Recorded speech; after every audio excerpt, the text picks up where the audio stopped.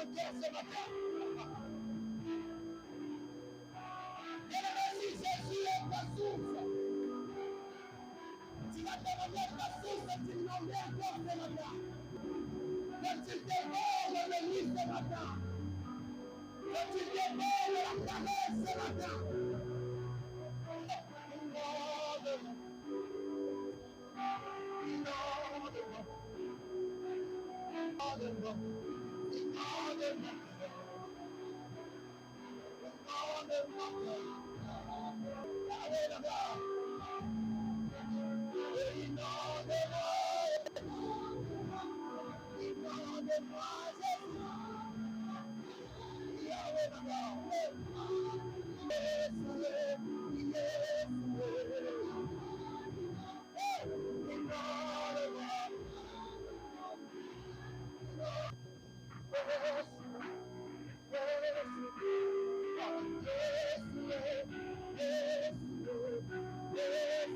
Tu peux chanter le nom de Jésus.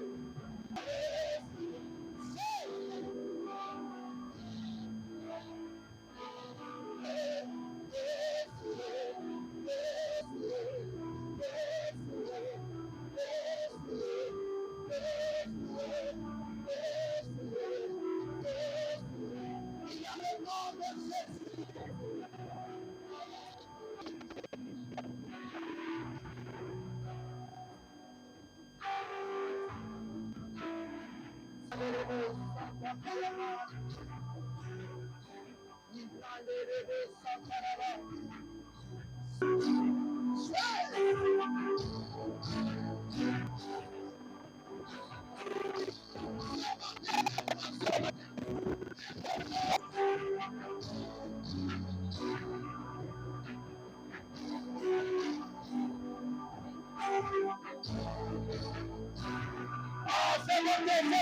C'est monté. Power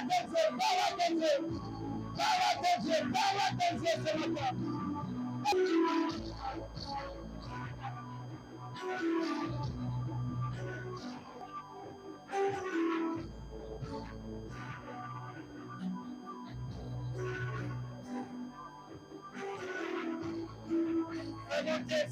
C'est monté ta foi. Et ça dans la route.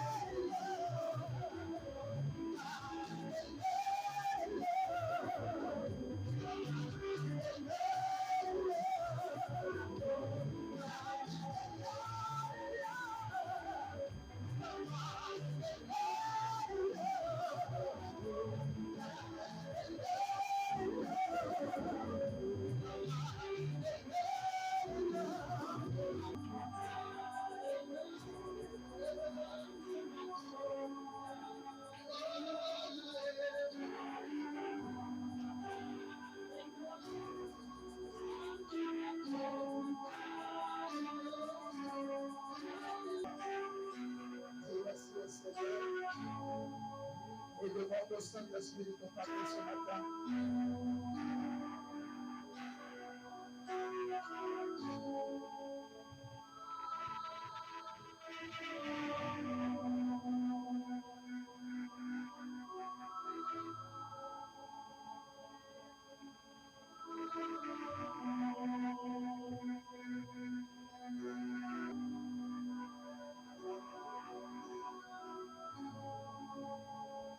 Parle-nous, ton Père.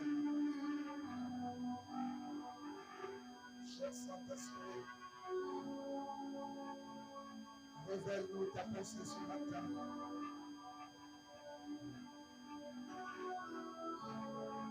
Que nos cœurs soient réceptifs à ta parole, mon Dieu. Merci, tendre Père. Merci, notre roi. Dans le nom de Jésus. Amen.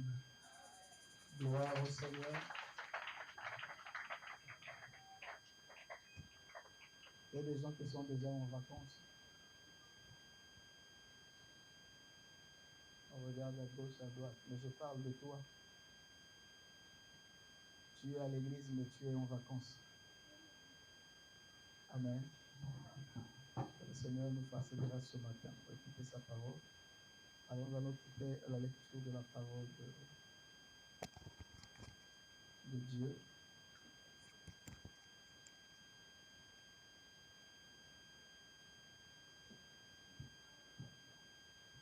Nous allons ouvrir dans Romains 12. Romains 12 pour ceux qui ont les Bibles. Romains 12. Romains 12. Pour ceux qui ont leur épée. Nous ne sommes pas venus sans épée. La parole de Dieu. Alors, nous allons lire en Romains 12, verset 1 au verset 2.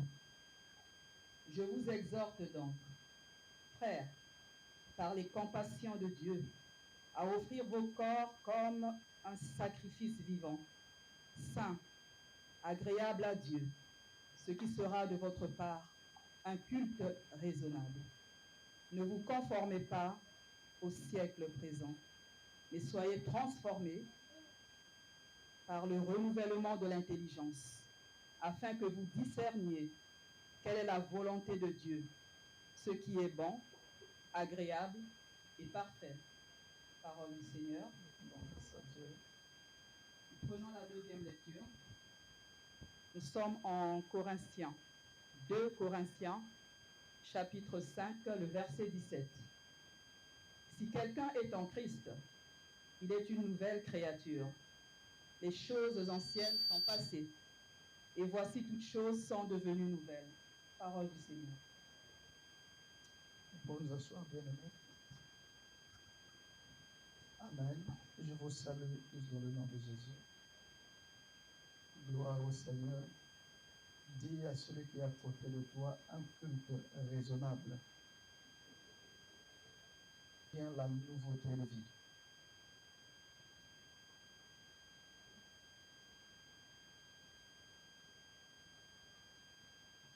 Dans le livre de Romains 12, et j'ai regardé un peu, je crois que c'est la version Semeur, dit ceci: je vous recommande donc, frères et sœurs, à cause de cette immense bonté de Dieu, à lui offrir votre corps comme un sacrifice vivant, saint et qui plaise à Dieu. Ce sera là de votre part un culte raisonnable. Le verset 2, ne prenez pas comme modèle le monde actuel, mais soyez transformés par le renouvellement de votre intelligence, pour pouvoir discerner la volonté de Dieu, ce qui est bon, ce qui lui plaît, ce qui est parfait. Alléluia. Et donc le culte tourne autour d'une seule personne, Jésus-Christ de Nazareth. Il peut accepter et il peut ne pas accepter. Tout à l'heure, j'étais en train d'écrire le Seigneur. L'Esprit me disait ceci.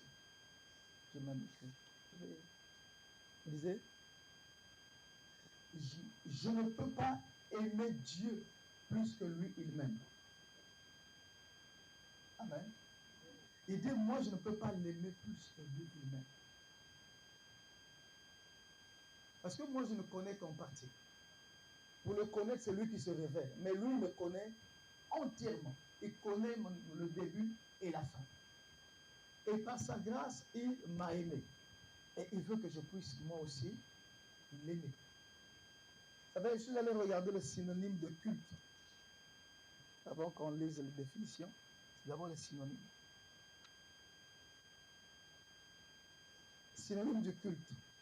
Le culte veut dire adoration, veut dire amour, veut dire déification. Vous savez, il y a des gens qui prient un peu de Dieu, un peu d'étranger, ou bien fétichisme. Allez voir comment les féticheurs font leur culte, parce que eux, c'est un culte. Passion, respect, vénération. C'est ça ce que veut dire culte. Et vous savez, le danger pour nous, enfants de Dieu, c'est que nous ne marchons pas en nouveauté de vie parce que notre intelligence n'est pas renouvelée. Il dit, petits enfants, n'aimez point le monde. Mais quand on regarde tout ce qu'on fait, nous sommes des bons mondains. Alléluia. L'apôtre Paul, dans le livre d'Éphésiens, chapitre 1er, il commence par dire, béni soit Dieu, le Père, qui vous a béni de toutes sortes de bénédictions dans les lieux, célestes, donc une bénédiction spirituelle. Heureusement qu'il ne nous a pas béni de bénédictions matérielles. C'est d'abord spirituel dans les lieux célestes. Or, nous savons que nous aussi, nous sommes assis avec lui dans les lieux célestes. Donc, ça doit d'abord quitter dans le ciel avant de le ramener sur terre. Tant que tu vivras une vie charnelle, tu ne bénéficieras pas des bénédictions spirituelles. Amen. Et nous vivons véritablement. En fait, j'avais déjà enseigné cela. Quand tu dis à un chrétien que tu es charnel, il se fâche. Celui qui est dans le monde n'est pas charnel. Amen. Lui, c'est un animal. Il y a une différence. Hein? Celui qui n'a pas Christ est un animal. Mais quand on parle de charnel, c'est une personne qui est un pied dedans, un pied. Voilà. Parfois, nous avons des raisonnements charnels. C'est-à-dire, hier, pendant que les gens nous ont partagé, il y a quelque chose qui a été monté en moi. C'est que pendant que j'étais en train de lire dans le livre de 1 Chronique, David, après avoir bâti le temple de Dieu, après avoir bâti la tente où il a mis l'arche, et il a mis en place une protection de l'arche. Ils ont choisi 24 000 hommes. Et chaque mois, au moins 2200 hommes étaient là pour garder quoi? L'arche. Mais je me suis posé la question, entre ceux qui gardaient l'arche et l'arche qui gardait l'autre, parce qu'en fait, celui qu'ils étaient censés garder, c'est celui qui ne sommeille ni ne dort. Parce qu'un jour, les Philistins ont pris l'arche, ils ont fait quoi? Ils ont pleuré parce que le protecteur est parti. Et souvent, nous avons enseigné des choses qui n'étaient pas, en fait, des choses qui nous ont pas emmenés à renouveler notre intelligence. Le Seigneur dit qu'il sera avec nous tous les jours. Mais tu penses qu'à un moment donné, oh, je suis seul. Pendant que tu te dis, est-ce que véritablement, ce n'est pas de l'incrédulité? Seigneur, tu m'as abandonné. C'est de l'incrédulité. En temps normal, nous devons nous repentir. Mais Dieu comprend parfois, bon, nous sommes en détresse, on peut dire ça. Mais il a dit, il sera avec nous tous les jours. Que je prie, que je ne prie pas. Il est avec moi. Parce que lui, il est fidèle à son alliance. Alléluia. La nouveauté de vie. Celui qui est en Christ est une nouvelle création. Une nouvelle personne qui n'a jamais existé. On n'a pas parlé que c'est une nouvelle personne que Dieu a formée. Non, on ne dit pas ça. Parce qu'il a créé et formé. Je pense que le doc parlait de ça dernièrement. La création en tire quelque chose de meilleur, qui n'existe pas. Et Dieu dit, celui qui est en Christ est une nouvelle création. Donc l'ancien vital a fait quoi? A disparu. Moi, le vital ancien là est parti dans le fleuve. Celui que vous avez connu là, c'est le nouveau. Parce que si tu avais connu le premier là, peut-être que tu ne serais pas rapproché de moi. Est-ce que vous comprenez ça? C'est pour ça que les gens fouillaient Paul. Parce que pour eux, Paul, c'était toujours ces soldats de terre qui nous persécutaient. Mais quand ils ont commencé à écouter ce qu'il est en train de prêcher, ils ont compris que c'est plus Saul. C'est pour ça que Dieu changeait le nom. Tu n'es plus Saul, tu t'appelleras Paul. Amen. Et il y a une doctrine, à un moment donné, on changeait le nom. Ah bon, tu ne vas plus t'appeler, on t'appelle Tabitha, on t'appelle ceci. Mais on a changé seulement le nom, mais la personne est restée là. la même. Ce n'est pas Abraham qui est le père d'une multitude, qui est le père de la foi, c'est Abraham. Et vous savez, on a posé la question, est-ce qu'on pouvait prier Dieu d'Abraham, Dieu d'Isaac et Dieu de Jacob? J'ai lu quelque part, en fait, même quand nous disons ça, oh, le Dieu de Jacob, nous commettons une erreur. Parce qu'eux-mêmes, les Israélites, appellent le Dieu d'Israël. Ils ne disent pas le Dieu de Jacob, c'est le Dieu d'Israël. Parce que Jacob était ton peuple. Mais c'est Israël. Il a dit, je change ton nom en Israël. Et vous allez voir que quand Dieu changeait le nom, automatiquement la vie de la personne aussi changeait. Dieu n'a pas voulu changer le nom de Moïse.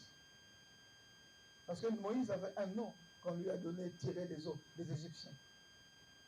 Mais c'est que Moïse est rentré en contact avec celui qui transforme. Est-ce que vous comprenez ça? Il a vu face à face. Et nous sommes nés de nouveau. Automatiquement, nous devons adopter une nouveauté de vie. La vie du ciel. Amen. Vous savez, tu peux donner naissance à un enfant aujourd'hui. 3 mois, même 6 mois. On prend cet enfant-là.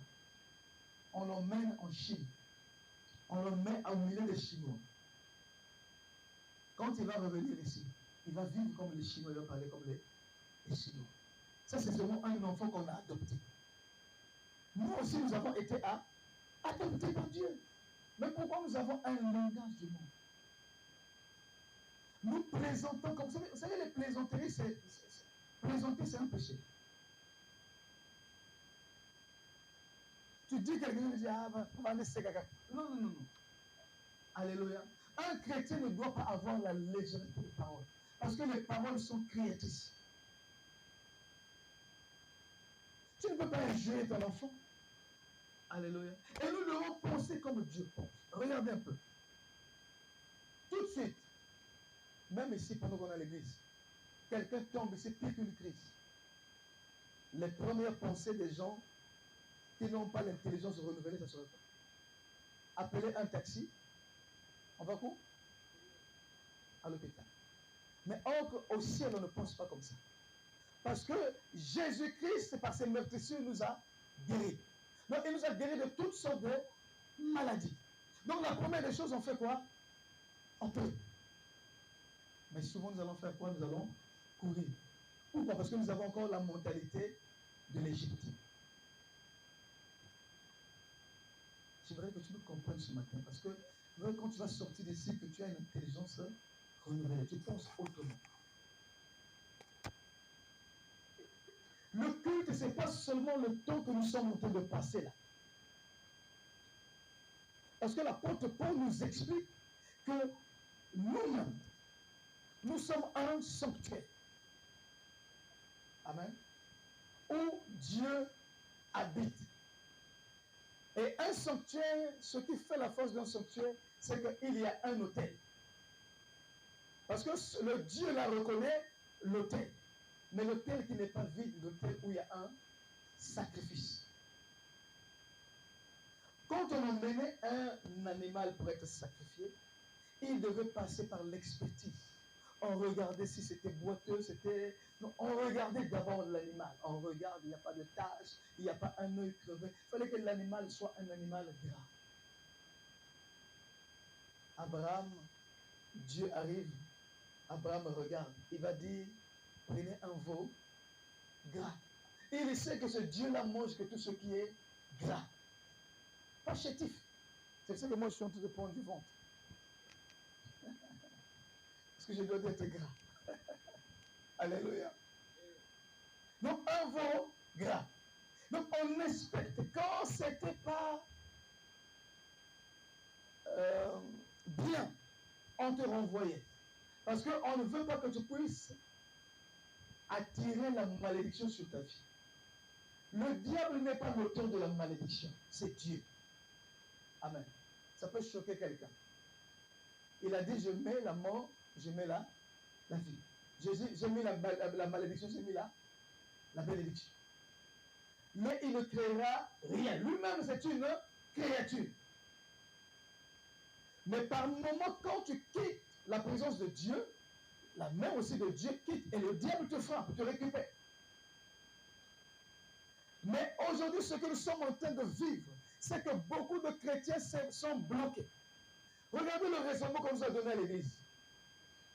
Si je n'arrive pas à abandonner l'impudicité, c'est parce que ce sont les démons qui font ça. Ce n'est pas la parole ne dit pas ça.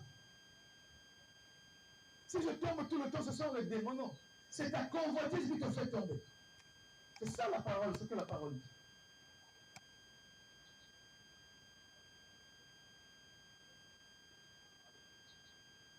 Où tu es arrivé à la croix, tu as vu Jésus, ou bien tu étais proche de la croix, parce que tous ceux qui étaient devant la croix, pendant qu'on crucifiait Jésus, tous ceux-là n'étaient pas sauvés ce jour-là, peut-être qu'après. Mais ce jour-là, seulement un seul était sauvé. Un seul, un brigand. Mais pourtant, ils étaient proches de celui qui sauve, mais ils sont passés à côté. Et aujourd'hui, nombreux sont dans les églises qui vont se retrouver en enfer. Parce qu'on joue tellement avec les choses de Dieu, on se dit qu'on a encore le temps. On nous devons racheter le temps. Un monnaie aujourd'hui n'est pas différencié d'un chrétien. Tu rentres au milieu du monde, personne ne sait. Il y a un problème. Nous ne devons pas raisonner comme le monde raisonne. Il fallait que l'animal, vous savez, Jésus revient bientôt pour chercher une église sans tache ni rien de semblable. Donc en fait, on peut être semblant d'une église, ah la consolation c'est une église vivante. Mais quand les gens qui ont l'esprit rentrent, ils sont ici, Koufaisaï. Alléluia. On peut chanter les mêmes cantiques. Les musulmans aussi chantent les mêmes cantiques qu'on chante. À l'église catholique, le renouveau aussi chante les mêmes chansons. Mais est-ce qu'il y a la vie? Est-ce que vous comprenez ça? Parce qu'il faut d'abord rencontrer celui qui donne la vie. Alléluia, pour que tu aies la vie. Mais quand il te donne la vie, ce n'est pas la même vie que tu avais hier. Il te donne une nouvelle vie. Et il y a une façon de marcher dans le Seigneur. Tu ne peux pas mener une vie sans sanctification et voir Dieu. Sans la sanctification, nul ne verra le Seigneur. Et aujourd'hui, la sanctification est devenue comme une option. Ce n'est pas une option. Dieu est saint. Et je suis quand même un peu étonné de voir quelqu'un qui pratique le péché, mais qui rentre dans une église qui est en train d'adorer. Mais on doit faire très attention. Parce que la première des choses, quand tu as le Saint-Esprit, si tu as le même Saint-Esprit que Dieu, la première des choses, Dieu va te dire, il va d'abord te repentir. Ou bien il va te réconcilier avec ta femme, ou bien avec ton mari. Mais aujourd'hui, on voit, il vient te chamailler son mari, mais quand il rentre, il vient sa femme, quand il rentre, robot, chacun, il dit, mais tu es en danger. Dès qu'un problème surgit dans ta vie, tu penses d'abord au sorcier de la famille. Là, on a un grand problème. On a un grand problème. Parce que si le sorcier te touche, ça veut dire que tu as ouvert une grande porte.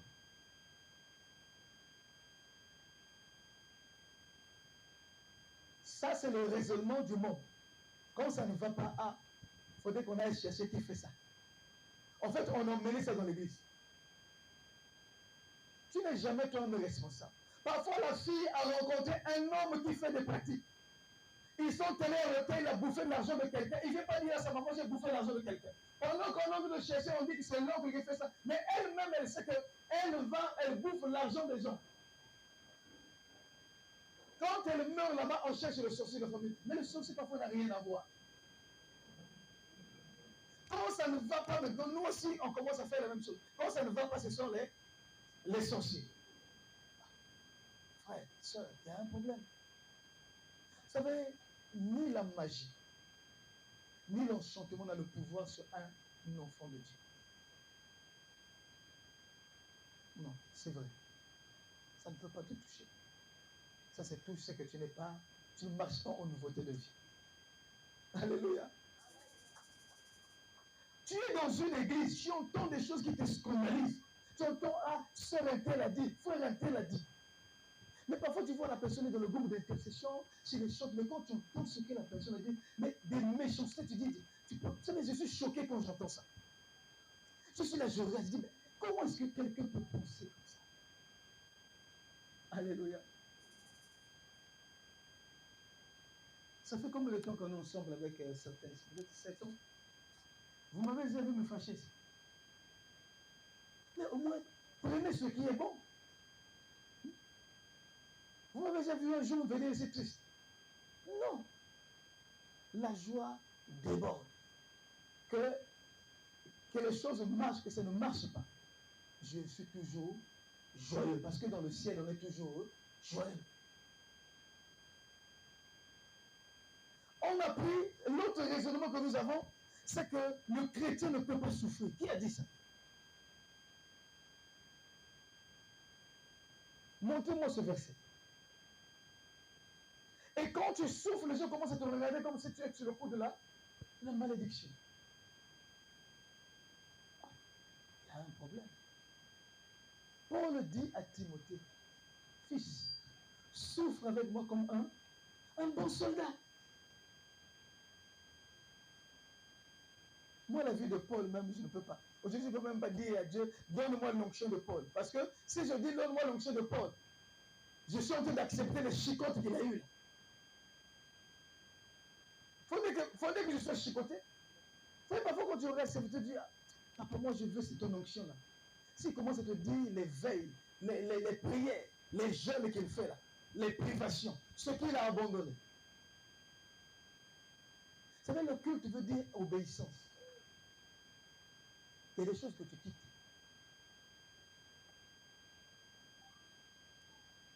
Moi, j'ai fait, je ne sais pas, 14 ans ou 15 ans en France. Je n'ai pas grossi. Là où tu peux prendre un gros pot de yaourt de 1 kg, tu prends tout ça. Je n'ai pas grossi. Mais quand j'arrive à Pointe-Noire, moi, ma colère, ma bouillon, tu commences à grossir. La différence se fait, c'est que dans l'obéissance, tu es dans le repos du Seigneur. Quand tu désobéis, tu n'es pas dans le repos du Seigneur. La paix que Christ m'a donnée, personne ne pourra voler cette paix. Je garde jalousement cette paix. Que je mange, que je ne mange pas. Que j'ai l'argent, que je n'ai pas l'argent. Cette paix, la personne me la ravira. Parce que c'est Christ qui m'a donné. Ce n'est pas un grand-père qui m'a donné. Mais la casserole de famille, là, vous allez vous battre un jour. Parce que l'autre dit, ah, le type là, ça fait longtemps, c'est donne-moi. Là, on voit même le pouvoir. Les gens se battent. Les gens se préparent. Ça fait combien de gens maudissent le président qui meurt? Mais gloire soit rendue à Dieu. Comme c'est quelqu'un que Dieu a établi, et c'est une personne qui a une destinée, même les enchantements là, les malédictions là, n'arrivent pas à la terre. Même comme les chrétiens aujourd'hui envoient le feu sur le président. Ceux qui n'ont pas de connaissance, c'est une autorité établie.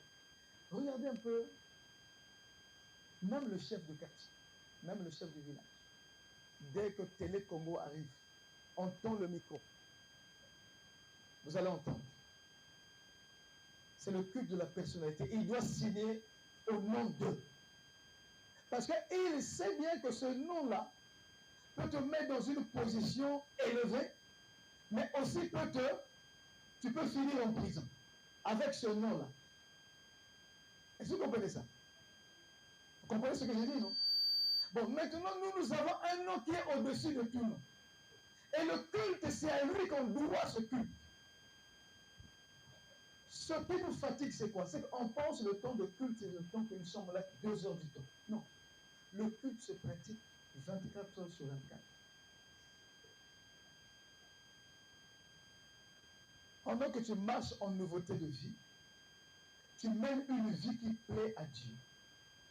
David dit, fais de l'Éternel tes délices, il te donnera ce que ton cœur désire. C'est-à-dire que tu marches comme Dieu marche. David pouvait dire, tu m'as fait du bien à cause de mon intégrité, à cause de ma justice. Est-ce que vous comprenez ça? C'est parce que dans l'Ancien Testament, quand Dieu te déclarait juste, ça veut dire que tu es véritablement juste. Mais nous sommes déclarés justes parce que nous avons accepté Christ. C'est une justification de position. Mais nous devons pratiquer la justice de Dieu. Pendant que tu rentres dans une boîte de nuit, toute la nuit tu as dansé. Le pasteur ne sait pas. Mais ce que tu oublies, c'est que le Saint-Esprit qui est en toi sait que tu es dans la boîte de nuit. Et puis comment il est attesté. Dieu répond sur toi, te fait grâce, te donne un don. Tu peux, par exemple, le chant, ou bien l'intercession, ou bien le don de prophétie. Toi, tu prends ce don-là, dis, ah, comme je suis fâché avec le pasteur, je ne veux plus chanter. Ou bien je ne veux plus intercéder. Ou bien j'ai un problème avec ça, je ne veux pas faire. En fait, ce que tu oublies, c'est que le chant que tu donnes là, ce n'est pas au prophète que tu donnes le chant. Tu chantes pour celui qui t'a appelé. Et quand tu ne fais pas ça, automatiquement, tu es comme dans une prison du Seigneur. Il voudrait te faire comprendre que c'est lui qui t'a fait ce don. Et il attend que tu puisses le rendre avec.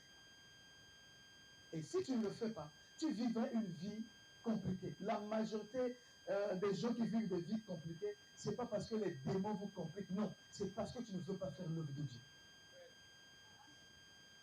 L'œuvre de Dieu, ce n'est pas se lever seulement et se prêcher. C'est le service que tu rends à Dieu.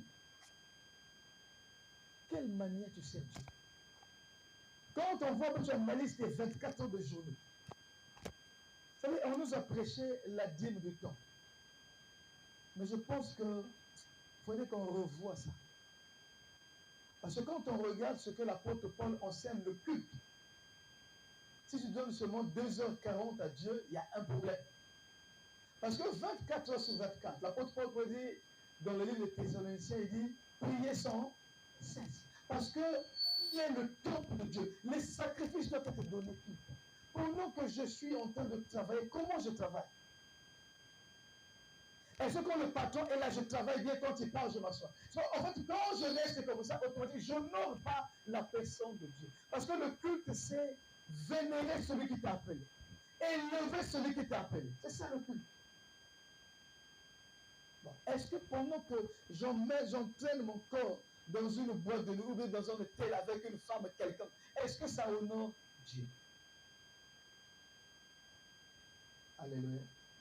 C'est pour ça que vous voyez même quand tu es endormi, moi je me suis endormi, j'étais fatigué, mais je me suis rendu compte que j'ai prié pratiquement toute la nuit.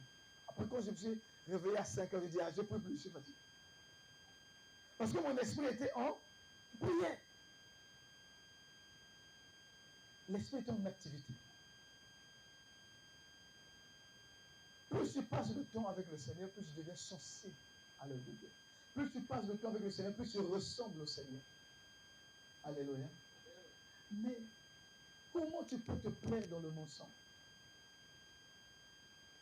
Et surtout ça c'est dangereux parce que Dieu dit, Jésus dit, le diable est menteur depuis le commencement. Donc si tu te plais dans l'eau, ça veut dire que tu es fils de qui?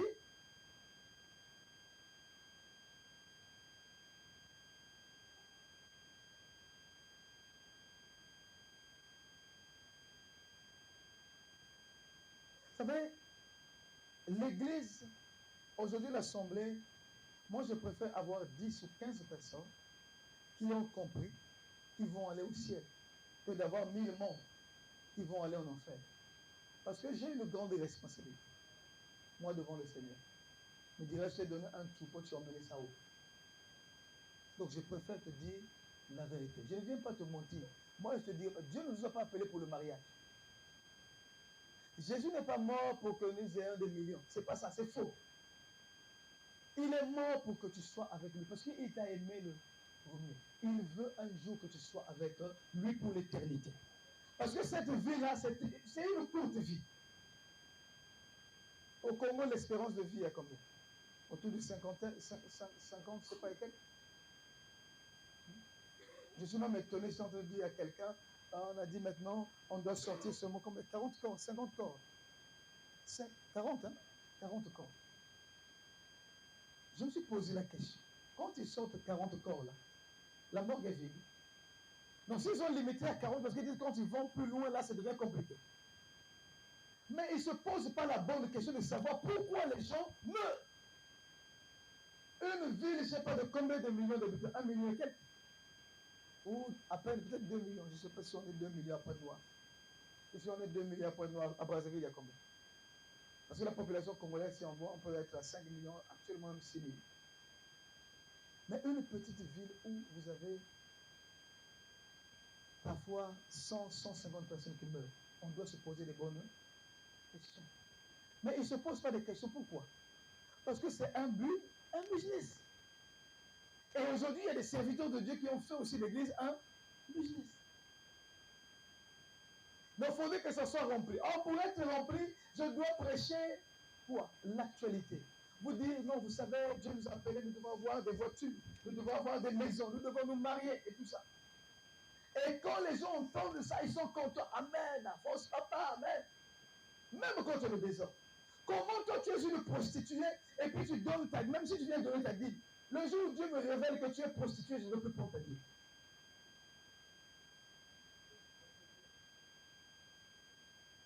Je veux te dire ça, d'arrêter la prostitution.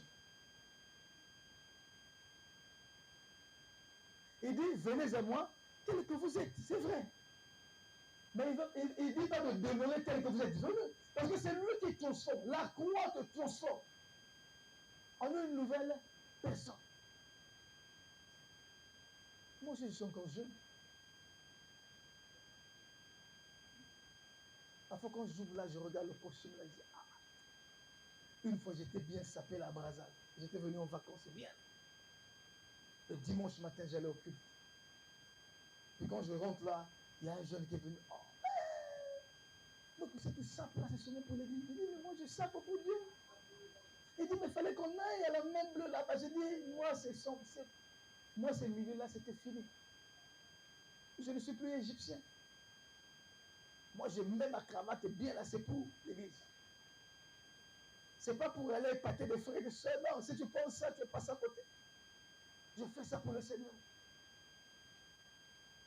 Et même quand je repars, je fais un tour. Les gens me regardent et disent, toi tu dis que tu vis en Afrique. Je dis, ah non, non, tu es en train de nous monter. Ah non, non, non, tu es trop propre.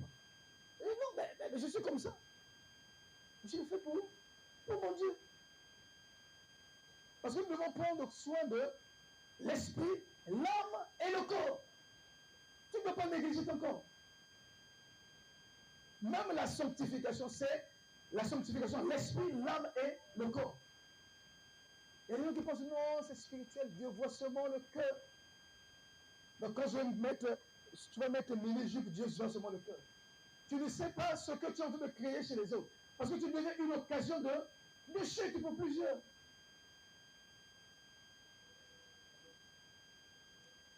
On ne reconnaît pas chez nous aujourd'hui le langage chrétien. On est même fier de dire, non, je suis chrétien. Non, non, moi je dis, je suis enfant de Dieu. Et les gens me regardent. Mais nous tous, nous sommes enfants de Dieu. Non, après, je l'explique. Non, non, non. Toi, tu es chrétien, tu es enfant. Moi, je suis enfant. Dieu est mon père. Et regarde, il y a quelle différence? Il dit, oui, moi, je suis né 2 fois. Toi, tu es né 1 fois. Mais il faut savoir que tu vas mourir 2 fois, toi. Amen. Celui qui est né 2 fois meurt seulement 1 seule fois. Mais celui qui est né 1 fois va mourir 2 fois. Parce qu'il va subir la seconde mort.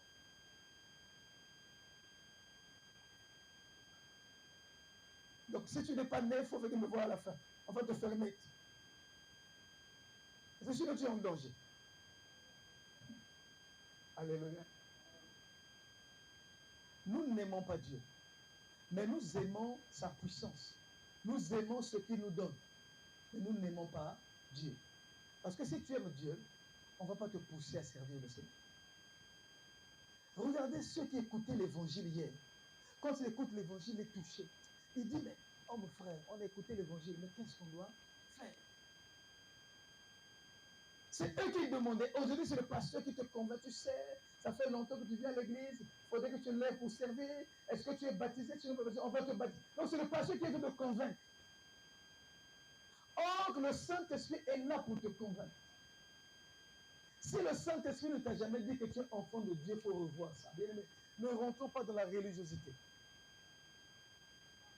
Un jour, il y a une sœur qui est venue nous voir et dit, mais pendant que vous êtes en train de prêcher, mais je me rends compte que je ne suis pas chrétien.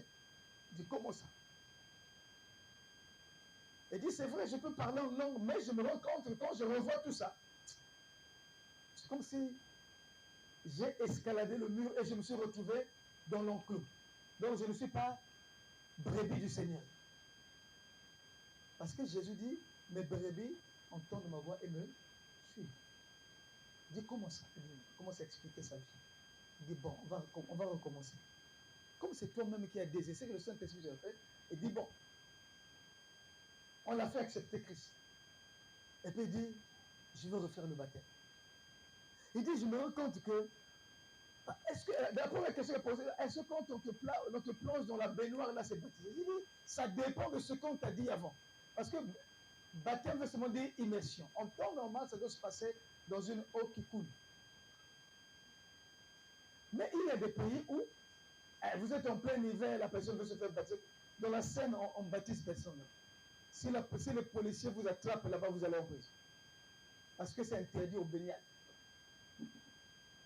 Donc il n'y a pas de rivière où tu vas aller plonger quelqu'un.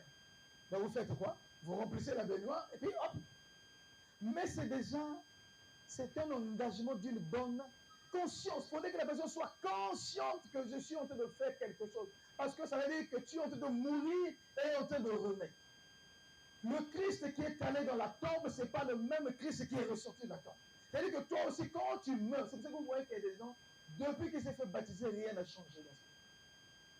Parce qu'on n'a pas expliqué ça. Parce qu'il faut aller poser un acte de foi. Pendant que tu es en train de mourir, si tu étais voleur, tu es en train de confesser le vol là-bas. Celui qui renaît là n'est plus voleur. Vous allez voir que même si tu vas encore voler, ça va commencer à te déranger. C'est-à-dire, non, tu vas même pleurer devant le Seigneur, aide-moi à abandonner. Mais aujourd'hui, des gens, on a plongé dans leur ressorti la même personne. Mais souvent, les gens se cachent, les chrétiens se cachent comment? Ils disent, mais comment ça? Mais moi aussi, j'ai des révélations. Mais moi aussi, j'ai des prophéties. Dieu me donne aussi des rêves qui se réalisent. Bien aimé, le païen aussi a des rêves qui se réalisent. Moi, j'étais un bon païen. Et ce jour-là aussi, je sortais. Je n'ai pas seulement bu, on a commencé par la bière, on a attaqué la pampa. Et puis à un moment donné, il y a un vieux qui est venu dire, oh, ce que vous prenez là, c'est pas assez léger. Après, on a attaqué les bouteilles de l'eau. Ça existe encore. Vin rouge là. L'eau. On est parti, avec un vieux. Et c'est ce jour-là, pendant qu'on était avec le vieux là, à un moment donné, quelqu'un traînait un cochon. Et le vieux là secoue la tête. Il nous dit, lui là, il est parti.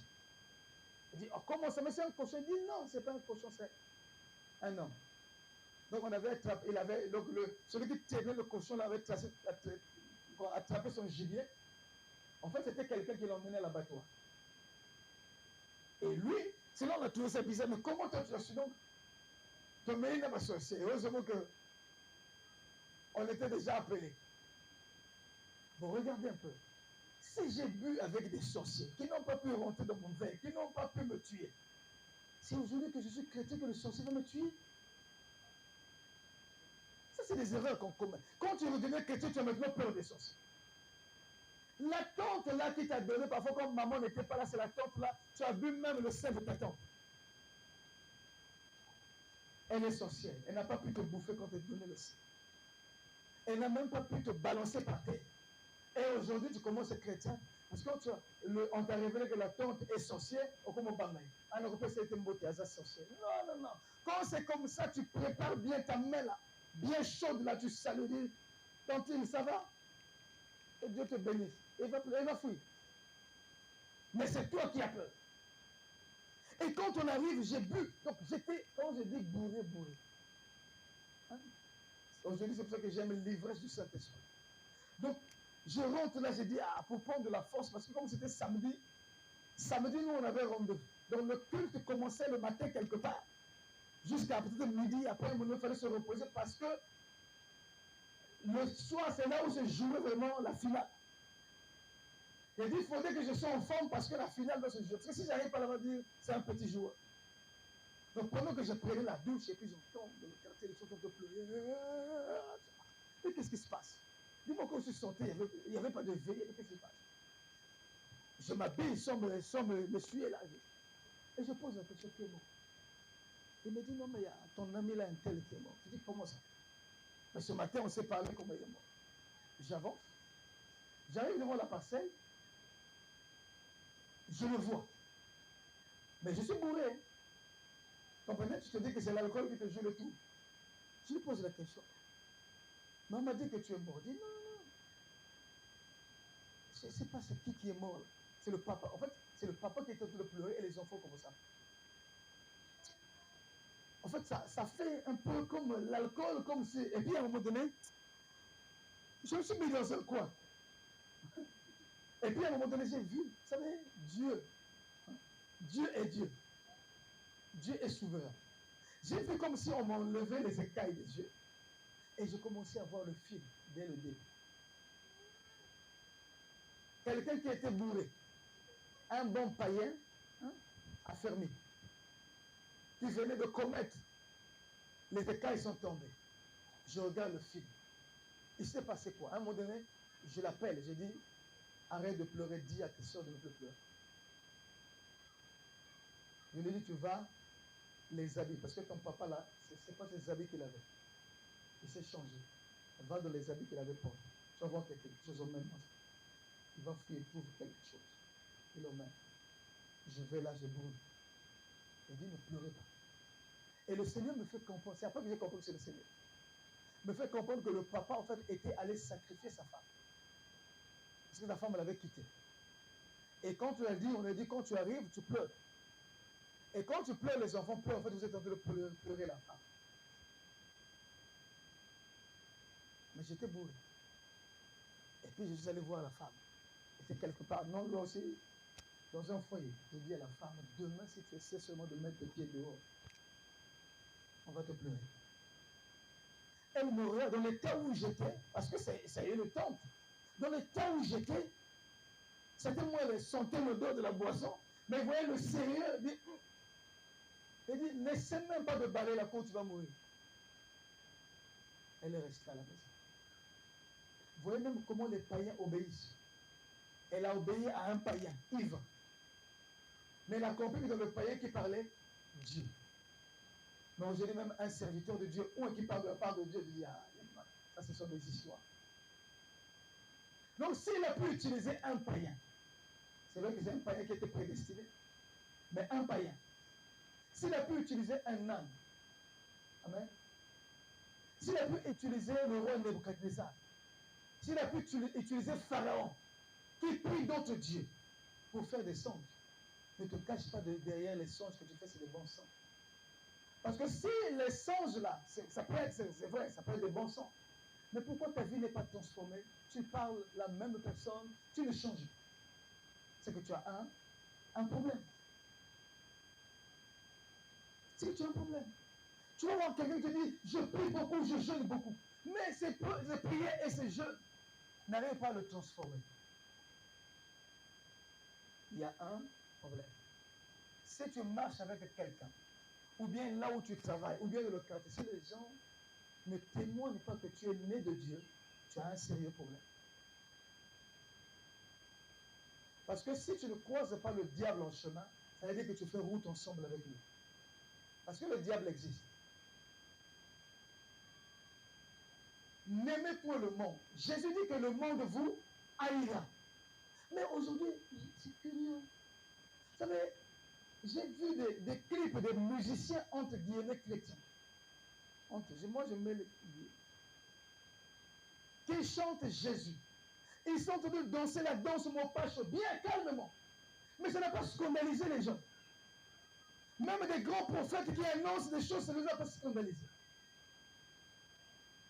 Mais l'inspiration de mopache vient de qui? De Dieu. Si c'est un chrétien qui a inventé cette danse, je dis bon, c'est bon. Mais vous allez prendre la danse que le monde danse, on danse dans l'église. Il y a un problème. Parce que c'est comme si nous sommes à Canaan, mais nous pensons tout le temps à l'Égypte.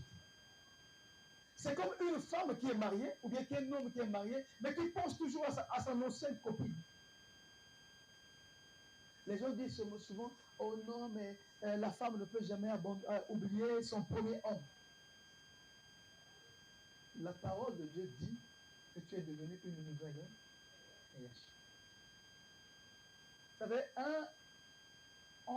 dans le Seigneur, on se marie vierge. Les gens qui me regardent là. Amen. Vous savez, même si tu as connu les hommes hier, même si c'est son. Même si tu as connu les femmes, même si c'est son. Mais quand tu as accepté le Seigneur te considère comme vierge. Parce que le Seigneur ne peut jamais donner à un enfant une femme qui a déjà connu un homme. Non. En Israël, ça ne se faisait pas. Alléluia. Donc en fait, quand tu viens au Seigneur, tu redeviens vierge. Parce que tu es né de nouveau. C'est-à-dire que tu es né et tu es en train de grandir. Donc tu ne peux plus penser à Jacques que tu as connu il y a 50 ans ou 30 ans. C'est-à-dire que tu as un problème. Vous savez, Dieu s'est fâché parce que pendant qu'ils sont sur le chemin de Canaan, ils sont en train de penser, mais Moïse, il y avait des cimetières en Égypte. Dieu s'est fâché à cause de ça. Parce qu'il dit, ne pensez plus aux événements passés. Oh non, il y avait des concombres. Il nous a dit, il vous conduit là où il y a le lait et le miel. Mais toi, tu veux manger le concombre. De toute façon, moi, je ne mange pas le concombre. Pour la première fois que j'ai vu le concombre, ça ressemble au truc qu'on allait prendre pour faire, quand on se frottait, là, les frottoirs. Je dis, non, ça, moi, je ne mange pas. Et puis déjà, l'odeur, j'aime pas ça. Donc, je ne peux pas penser au concombre de l'Égypte. Est-ce que vous comprenez ça? Dieu te dit et te donne de l'avenir et de l'espérance. Mais toi, tu regrettes la vie que tu as laissée. Bien aimé, moi, je ne regrette en aucun cas d'avoir quitté la France. Alléluia. On ne regrette aucun. Vous savez, quand tu arrives, c'est ici quand on regarde là, tu regardes quelqu'un, quand tu viens ici là, une belle chemise, ils ont en train de briller. Bien aimé, il faut les voir sur place. C'est des gens qui sont sur un ciel, une prison à ciel ouvert.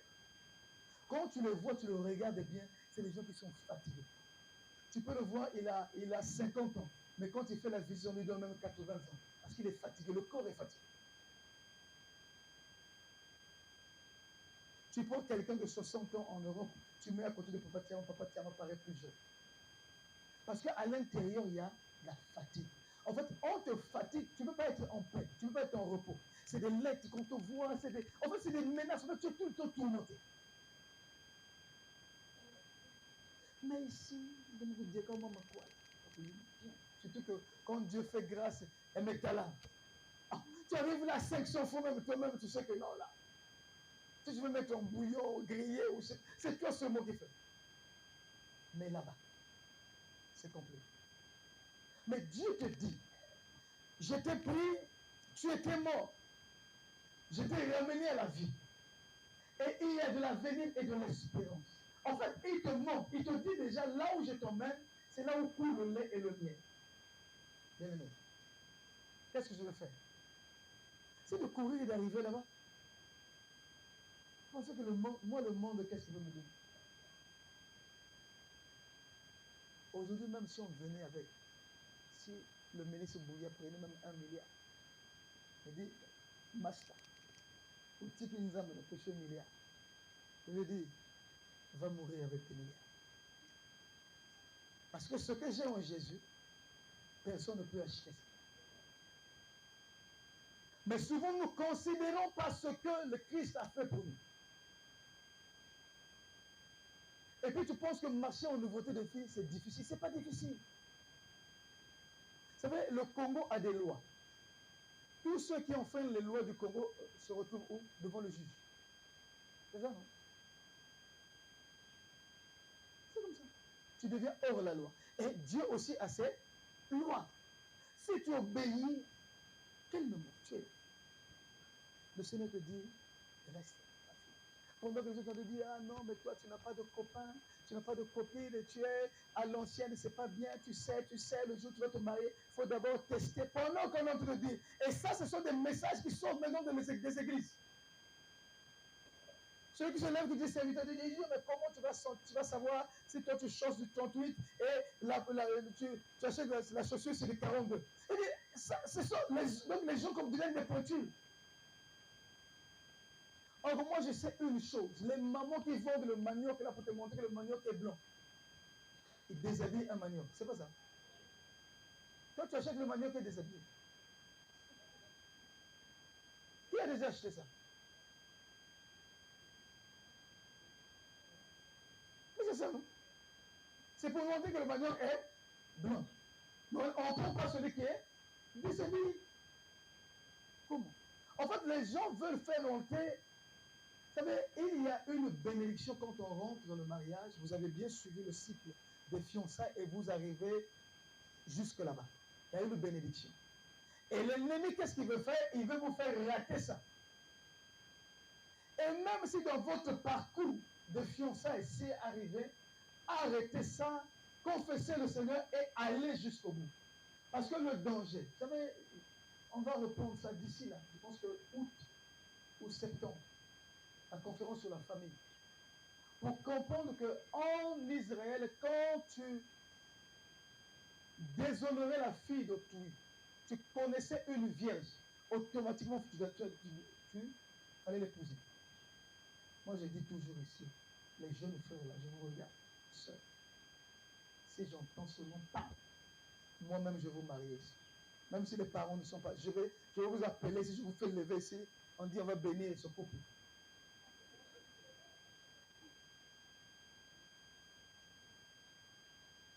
Maintenant, si les parents refusent, alors je vais t'imposer de payer la dîme de la Vierge. Est-ce que vous comprenez ça? Parce que tu vas avec des malédictions. Il y a des gens qui sont rentrés dans des mariages. Moi, je connais un frère. Avant de connaître le Seigneur, sortait avec une soeur, avec une fille. La fille est tombée enceinte, ils sont allés avorter. Et ça a compliqué. Et cette fille, on a déclaré qu'elle ne pouvait plus avoir d'enfant. Il a connu le Seigneur, il a commencé pour lui à prier, il s'est marié. Avec sa femme, ça ne venait pas. Commencé à prier. Un jour, le Seigneur révèle que la fille, il y a une fille qui a un cœur serré contre toi, qui déclare tout le temps des paroles contre toi. Une malédiction sans cause n'a pas d'effet. Mais là, il a fallu qu'elle aille payer. Il dit à la fille, vraiment, on était jeunes, je ne savais pas, et tout ça, pardonne-moi. Elle a donné. Quand la fille a ouvert son cœur, ils ont eu des enfants. Mais là, il faut être dans une église où le Saint-Esprit parle. Si le Saint-Esprit ne parle pas, il va chercher ses papas, ses mamans, ou bien il va chercher la femme. Il dit non, en fait, la femme n'a rien à voir, c'est toi. Hein, jeune homme? Hein, faites attention. On va reprendre la conférence. Au moins pour que vous ayez. Donc, la nouveauté de vie. L'intelligence renouvelée. Chaque fois que tu marches, partout où tu vas, tu rends à Dieu un culte qui lui est agréable. Que je prie, que je ne prie pas, je suis un sacrifice qui se consume. Parce qu'en moi, il y a l'Esprit de Dieu. L'Esprit est représenté comme le feu. Et moi, je suis comme un agneau. Vous savez, dans l'Ancien Testament, il y avait le sacrificateur, l'onction du sacrificateur, il y avait l'onction royale et il y avait l'onction prophétique. Quand David vient, David réunit ces trois onctions. Parce que David était la typologie de Jésus. Et Jésus, quand il arrive, il réunit ces trois onctions.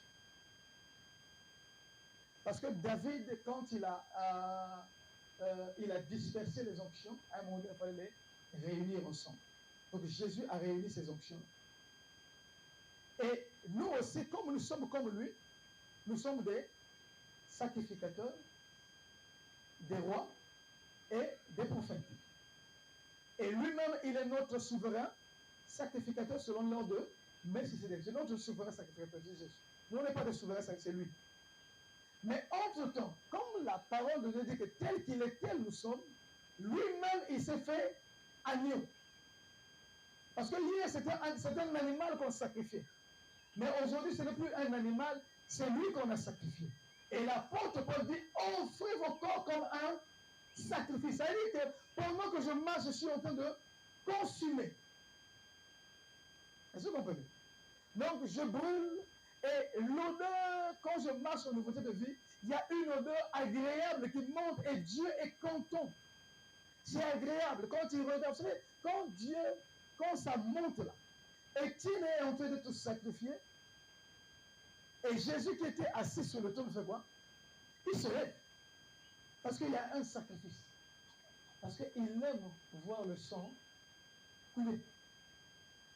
Et je me regarde. Ah oui. Si Dieu n'aimait pas le sang, Jésus n'allait pas le presser pour que le sang sorte. Alléluia. Vous savez, un agneau qu'on sacrifie, avant de le sacrifier, on fait quoi? Il fallait d'abord faire quoi? Quand on les danger, quand on retombe, d'abord les dangers et le sang de notre poulet. C'est pour ça que quand Abraham, Dieu dit à Abraham d'aller sacrifier Isaac, il a dit, sacrifie-moi ton fils que tu aimes. Et quand il arrive, il laisse les serviteurs, il dit, moi et le fils, nous allons faire quoi? Nous allons adorer. Il appelait ça quoi? Adoration. Donc ce sacrifice-là, c'est l'adoration. La véritable adoration, c'est quand tu consumes. C'est pas quand je dis, Seigneur, tu es merveilleux. Oui, ça, ce sont des paroles qui viennent du cœur, c'est bon. Mais la véritable adoration, quand je consume, ma vie doit être consumée. Hier, pendant qu'on parlait, vous savez, le buisson que Moïse a vu était en feu. Mais le buisson ne se consumait pas, il y avait le feu. Et nous aussi, nous sommes comme ça. Il y a le feu du Saint-Esprit sur nous. Ce feu-là peut consumer seulement tous ceux qui ne glorifient pas le Seigneur. Quand je renonce. Amen. Mais moi, ça ne peut pas me consumer parce que je suis de la même nature que ce feu.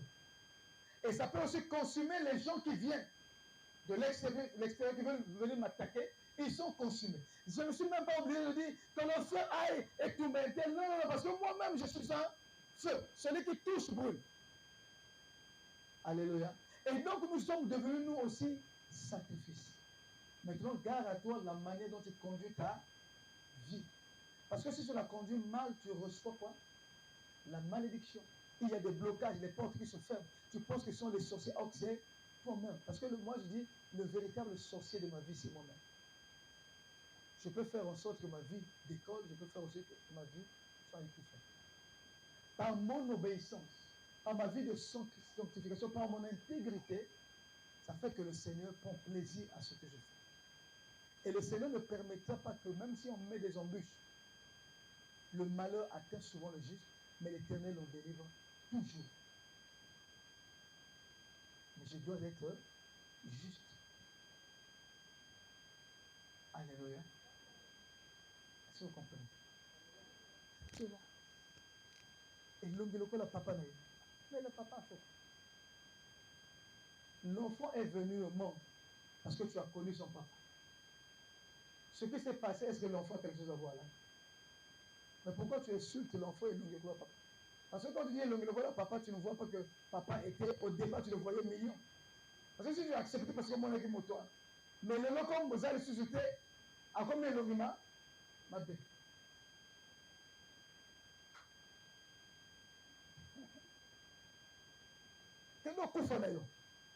Pendant que tu es en train de dire ça, bien aimé, ça fait il y a des astres errants. Ils vont récupérer cette parole. Force quand même qu'il grandisse un peu.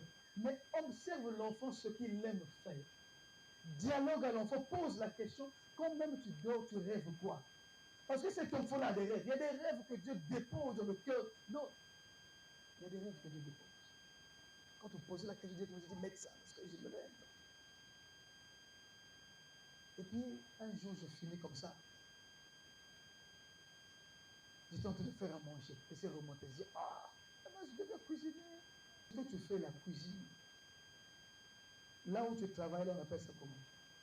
Au restaurant. c'est des gens qui viennent se restaurer. Ça veut dire que c'est des gens... Je sais quoi? J'ai commencé à considérer ça, j'ai commencé à dire de médecin que je devais être. Mais je suis médecin dans le Seigneur. Est-ce que le Seigneur s'était trompé? Non. C'est ce que j'ai dit à mes enfants. Quand je prie, je dis, grand, ils doivent étonner ceux de leur génération. Papa, je pense que Dieu m'appelle au ministère. Je serai le plus heureux. Je serai le plus heureux. Je vais prendre même les cahiers, tous les cahiers, parce que moi j'écris tout seul. On a les cahiers montent. Je dis, ça c'est la richesse. Il peut y avoir un 4 mars. Alléluia. Un chrétien doit être reconnu. Un enfant de Dieu par son langage. On était un jour avec la prophétesse Omel. Quand on est passé, elle est en train de chanter un cantique d'adoration. Les gens sont ça, ils chantent. C'est le fruit de l'esprit. Je ne sais pas, une cliente est venue, je ne sais pas ce qui s'est passé. Et les gens, ah, mais ne fais pas ça, mais quand tu pries, c'est les gens qui criaient de l'autre côté, simplement. Troisième semaine, quatrième semaine, ça disparaît. Je dis, qu'est-ce que je te disais? En fait, c'est la peur des sorciers. C'est ce que je dis que dans la maison, il y a des sorciers, il faudrait que je prie. Après, il va s'adapter.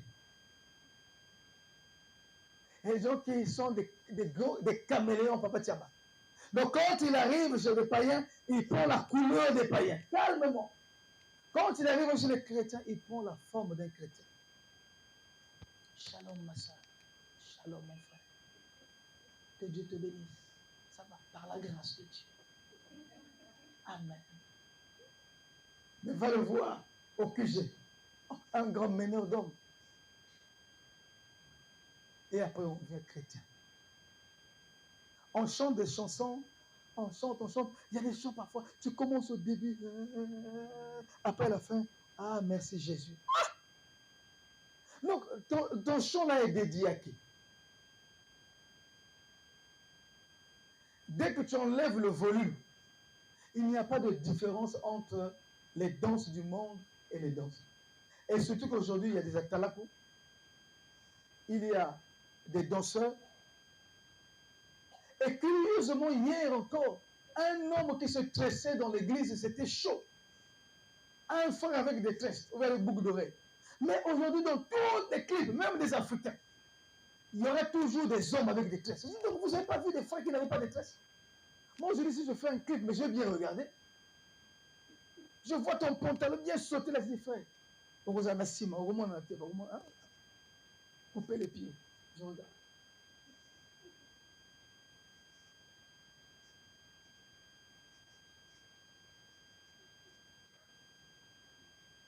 Vous savez, c'est triste.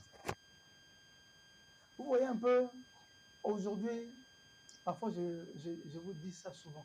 Et dis les mamans, j'aimerais parfois vous voir un peu sans chapeau, sans tissage, sans lunettes. Tout à l'année, peut-être maman Bengeza. Parce que pour avoir une jeune soeur, elle a des Bengenayao. Tu vas ici un chapeau bien. Après, demain, le frère vient se plaindre. Papa, il y avait erreur sur la marchandise. Et puis on dit quoi? Oh non, mais la soeur a une calvitie. Vous comprenez ça, non? Est-ce que les Ruth et les Esther, quand ils se mariaient, il y avait ça? Même seulement les messages là. Quand tu vois une fille du message, tu dis, ah, oh, même mon toko bal. A ta tiré les athées, mais pas balaga. Donc, oh, le bal, ils ont un tissage, va tirer. Ils ont bizarré. Et moi, ici, je ne veux pas, oh non, papa, non. Heureux sur la marchandise. Je dis, frère, qu'est-ce qui se passe? Papa, je ne peux pas te dire. Oh, ta fille a une calvitie. Je dis, comment ça? C'est pas ça, berger. Il faut veiller. Hein? Donc, parfois, on va faire des journées comme ça, naturelles. Parce que maintenant, il y a une église naturelle, il y a une monarchie. Que Dieu soit loué. Tu as compris ce que j'ai voulu dire? J'espère que tu vas changer. Parce que quand tu changes, Comme Dieu veut, tu attires la faveur de Dieu sur toi. Tu vas te lever, nous allons prier.